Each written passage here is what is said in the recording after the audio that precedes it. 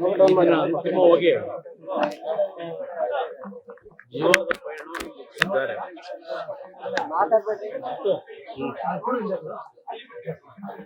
ಅವರು ನಮ್ಮಿಂದ ದೂರ ಹೋದ್ರು.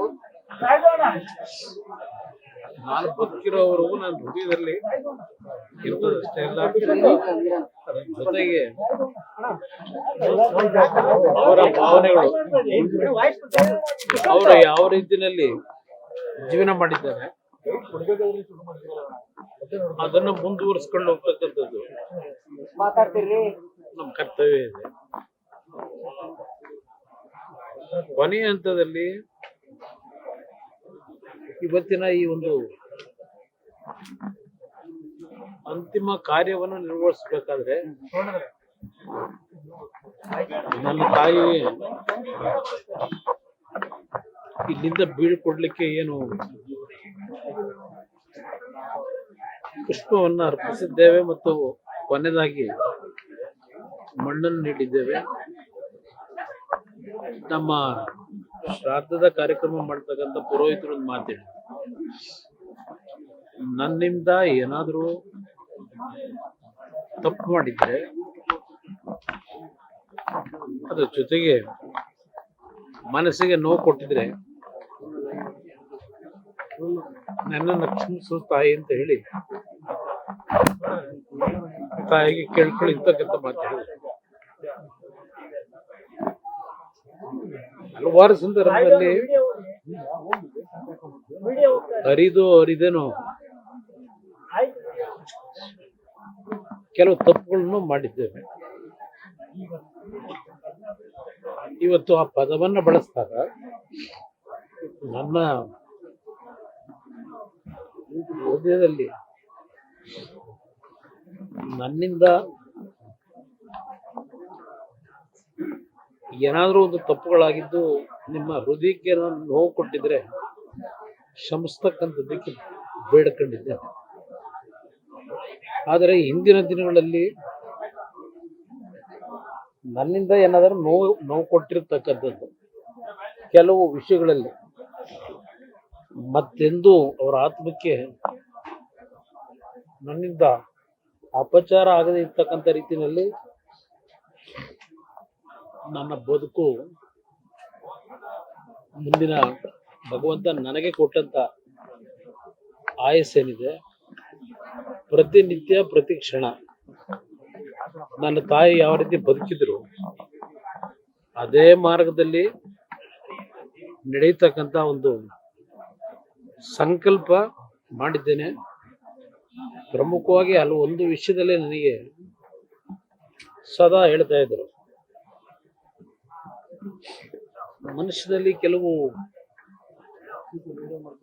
ಸಂದರ್ಭದಲ್ಲಿ ಆಗ್ತಕ್ಕಂಥ ವಿಷಯಗಳಲ್ಲಿ ಅವರು ನನಗೆ ಹಲವಾರು ಬಾರಿ ಸಲಹೆಯನ್ನು ಕೊಟ್ಟಿದ್ದಾರೆ. ಒಂದು ವಿಷಯದಲ್ಲಿ ಆ ಸಲಹೆಯನ್ನ ಭಗವಂತನೇ ನನ್ನಿಂದ ನಾನು ಮಾಡ್ಲಿಕ್ಕೆ ಆಗದೇ ಇದ್ರು ಭಗವಂತನೇ ನನ್ನಿಂದ ಮೊದಲೇ ನನ್ನ ತಾಯಿಗೆ ಶಾಂತಿ ಕೊಡಬೇಕು ಅಂತ ಹೇಳಿ ಅದನ್ನು ನನಗೆ ದಯಪಾಲಿಸಿದ್ದಾನೆ. ಅದರಿಂದ ಇವತ್ತಿನ ನನ್ನ ಒಂದು ಸಂಕಲ್ಪ, ಈ ಭೂಮಿಯಲ್ಲಿ ನನಗೆ ಇರ್ತಕ್ಕಂಥ ಕ್ಷಣಗಳು ಈ ನಾಡಿನ ಬಡವರೇನಿದ್ದಾರೆ, ಈಗಾಗಲೇ ನಾನು ನನ್ನ ಜೀವನದಲ್ಲಿ ನನ್ನ ತಾಯಿಯ ನಡವಳಿಕೆಯನ್ನ ಕಾರ್ಯರೂಪಕ್ಕೆ ತರ್ತಕ್ಕಂಥದ್ರಲ್ಲಿ ನಡ್ಕೊಂಡಿದ್ದೇನೆ. ಆ ವಿಶ್ವಾಸದಿಂದ ನಾನು ಹೇಳ್ತಾ ಇದ್ದೇನೆ.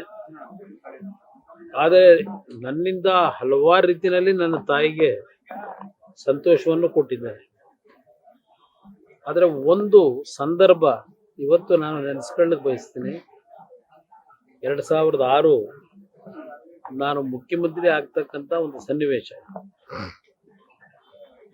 ಅವತ್ತು ಪುಟ್ಟರಾಜ್ ಅವರು ಇಲ್ಲೇ ಇರಬೇಕು, ನನ್ನ ಜೊತೆ ಇಲ್ಲೇ ಇದ್ರು. ಬೆಳಗ್ಗೆಯಿಂದ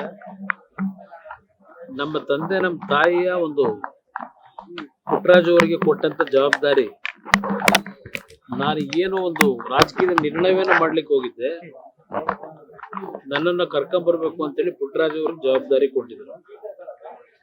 ಬೆಳಗ್ಗೆ 5:15 ಗಂಟೆಗೆ ಅವ್ರನ್ನ ಭೇಟಿ ಮಾಡಿ. ಒಂದು ಕಡೆ ನನ್ನ ತಂದೆ ಸೋಫಾದಲ್ಲಿ ಕೂತಿದ್ದಾರೆ, ನನ್ನ ತಾಯಿ ಒಂದ್ ಕಡೆ ನಿಂತಿದ್ದಾರೆ. ಒಂದು ಮಾತು ಹೇಳಿದ್ರು ನನಗೆ, ಬೇಡಪ್ಪ ನಿನ್ ತಂದೆಗೆ ನೋವು ಕೊಡಬೇಡ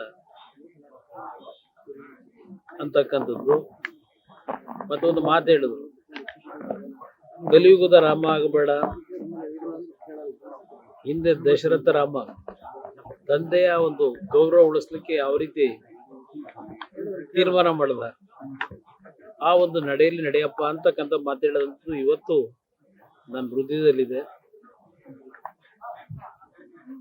ಆದ್ರೆ ನಾನು ಅವತ್ತು ಆ ಒಂದು ತೀರ್ಮಾನ ತೆಗೆದುಕೊಂಡಂಥದ್ದೇನಿದೆ, ಬಡವರಿಗೆ ಸಹಾಯ ಮಾಡಿದ್ದೇನೆ, ನಾಡಿಗೆ ಪ್ರಾಮಾಣಿಕವಾಗಿ ಕೆಲಸ ಮಾಡಿದ್ದೇನೆ. ನನ್ನ ತಾಯಿಗೆ ನನ್ನ ತಂದೆಗೆ ನಂತರ ಒಂದು ಒಳ್ಳೆಯ ಕೆಲಸ ಮಾಡಿದ್ದಾನೆ ಅಂತಕ್ಕಂಥ ಒಂದು ಅವರಲ್ಲಿ ಭಾವನೆಯನ್ನು ಮೂಡಿಸಿದ್ದೇನೆ. ನನ್ನ ತಾಯಿ ಇವತ್ತು ಈ ನೆಲದಲ್ಲಿ ಇವತ್ತೇನು ಮಣ್ಣಲ್ಲಿ ಮಣ್ಣಾಗಿದ್ದಾರೆ. ನಾನು ಮಣ್ಣಿಗೆ ಹೋಗುವವರಿಗೆ ನನ್ನ ತಾಯಿಗೆ ಎಂದೂ ಒಂದು ಸಣ್ಣ ಚ್ಯುತಿ ತರದೆ ನನ್ನ ತಾಯಿ ನಡೆದಂಥ ದಾರಿ ನಡೆಯಬೇಕು ಅನ್ನೋದೇ ನನ್ನ ಸಂಕಲ್ಪ.